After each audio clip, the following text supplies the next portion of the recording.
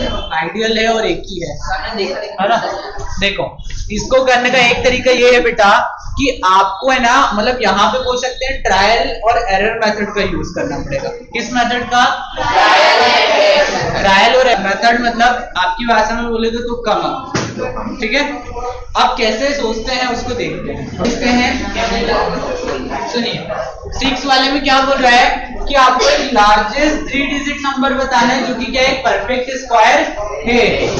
तो आपने square number learn किए बेटा। अब उसमें आपसे क्या पूछ रहा है कि आपको सबसे बड़ा 3 डिजिट का नंबर बताना है जो कि क्या है परफेक्ट स्क्वायर है। इस क्वेश्चन का मतलब ऐसा है जैसे मैंने लिखा 900, क्या 900 परफेक्ट स्क्वायर है? किसका स्क्वायर है? है ना। ऐसे ही आपसे पूछ रहे 3 डिजिट का सबसे बड़ा नंबर। तो आप क्या कर सकते हो ट्रायल और एरर वाली मेथड से आपको खुद से एक नंबर लेना है। देखो आपको जहां तक ये स्क्वायर याद है उसके बाद से लो। देखो 30 तक का तो याद है सर, 30 है ना। 30 का कितना है?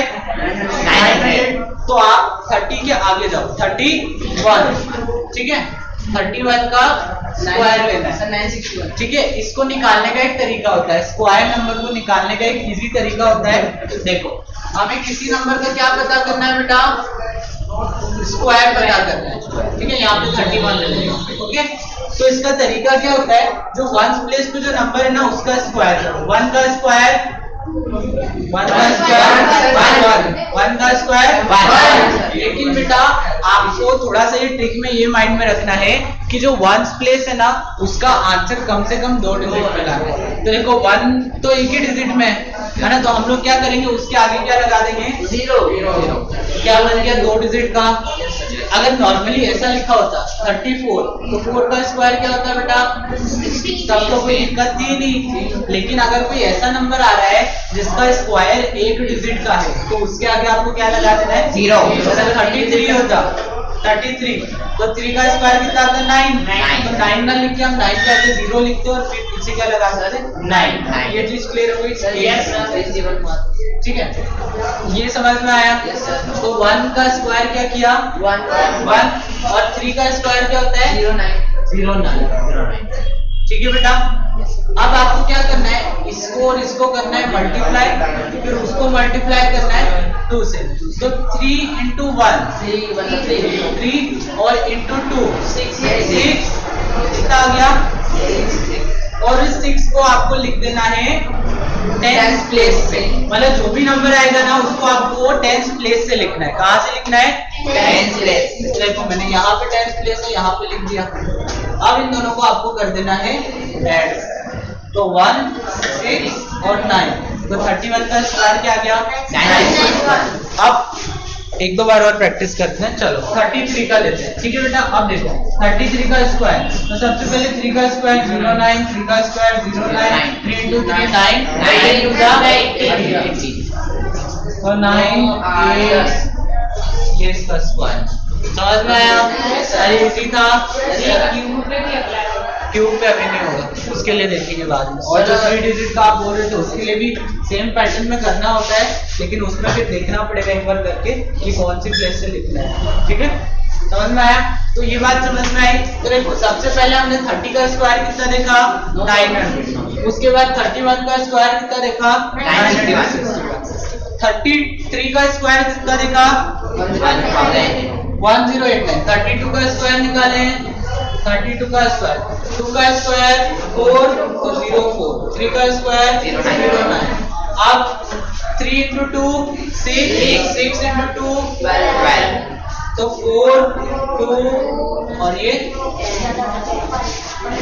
ठीक है 1024। आप देखो नोटिस करने वाली बात ये है कि 33 का स्क्वायर कितने डिजिट का है, 32 का कितने डिजिट का है और 31 का, मतलब 31 एक ऐसा नंबर है जिसका स्क्वायर करोगे तो वो कितने डिजिट का होगा?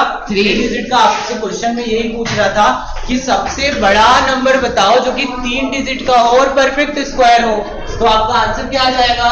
31, क्योंकि 31 का स्क्वायर क्या है? 961।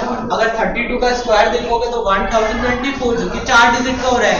तो इस टाइप के क्वेश्चन को सॉल्व करने का पहला तरीका ये हो सकता है बेटा कि आप क्या करो, ऐसे नंबर पे जाओ जो कि क्या है, उसने पूछा 3 डिजिट का, तो आप देखो कि किसका स्क्वायर करने पे 4 डिजिट आती है ना। पहला ऐसा मतलब स्मॉलेस्ट नंबर निकालो जो कि जिसका स्क्वायर करने पे कितना आ रहा है, 4 डिजिट।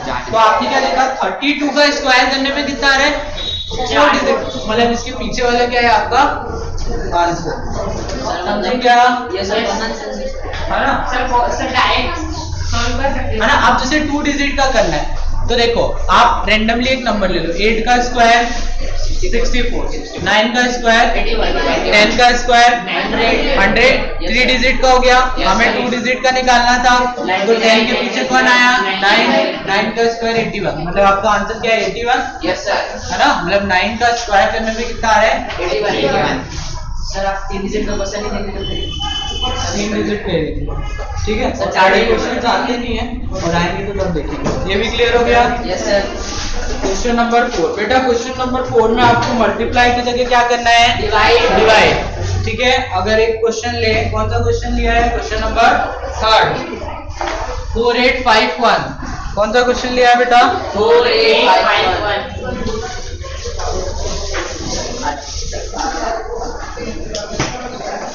तो 4851 का प्राइम फैक्टराइजेशन निकाले पहले। Yes, sir. देखो 2 से तो नहीं हो रहा, No, sir. 3 से चेक कर ले। 1 + 5 6, 6 + 8 14, 14 + 4 18, तो 3 से जा रहा है तो 3 से डिवाइड करेंगे, 1 टाइम में गया, सर 6 कितना बचा 6, फिर 1 टाइम में, फिर 7, फिर जा रहा है क्या 7 से 13 और 2 15, Yes, sir, जा रहा है। फिर गया 5 7 है ना, फिर गया 5, फिर 3 ठीक है ना। अरे 15 में 1 तो चल गया तो 3 बार में जाएगा, फिर 2 बचा, कितना आया 9। 5 + 3 8, 8 + 9 नहीं जा रहा है 3 से, 4 से जाएगा क्या, नो सर। 5 से, नो सर। 6 से, 2 से नहीं गया तो 6 से जाएगा क्या, 7 से चेक करें। Yes sir. तो 53 में से 18 माइनस करें, 13 13 में से 8 गए 5, 4 में से 8 गया सर होगा जाएगा। Yes sir. ठीक है, तो 7 से डिवाइड करें तो 7 के टेबल में 5 तो नहीं आता तो 53 लेंगे, 7 है ना। 7 7 जा 49 तो 7 बार में जाएगा, कितना आया 49। और प्लस ये 53 में से माइनस करो 49 को, कितना बचेगा 53 माइनस 49 4 और फिर 9, तो कितने टाइम में जाएगा, अगेन 7 से जाएगा 7 से जा रहा है बेटा 11 टाइम में, फिर 11 से 11 जाएगा 1 टाइम। अब देखो इसका पेयर बन गया, यस सर। इसका पेयर बन गया, Yes, sir. इसका नहीं बना, No, sir. तो इसको हटा दे क्योंकि डिवाइड करने को बोल रहा है, मल्टीप्लाई करने को नहीं बोल रहा है। क्या बोल रहा है, Divide डिवाइड करने। करने। तो बेसिकली मैं इसको ऐसा लिखूं बेटा, वैसे तो ये चीजें माइंड में हो जानी चाहिए लेकिन एक्चुअल में वो कह रहा है आपने ऐसा लिखा था, ये तो नंबर था ना 4851, इसको आप ऐसा लिख सकते हो 3 × 3 × 7 × 7 × 11 डिवाइडेड बाय लेंगे। इसको परफेक्ट स्क्वायर बनाना है तो इसको किससे डिवाइड कर देंगे, 11 से divide करेंगे। 11 तो 11 से 11 से आंसर हो जाएगा। ठीक है, तो यहाँ पे आपका न्यू नंबर क्या हो जाएगा,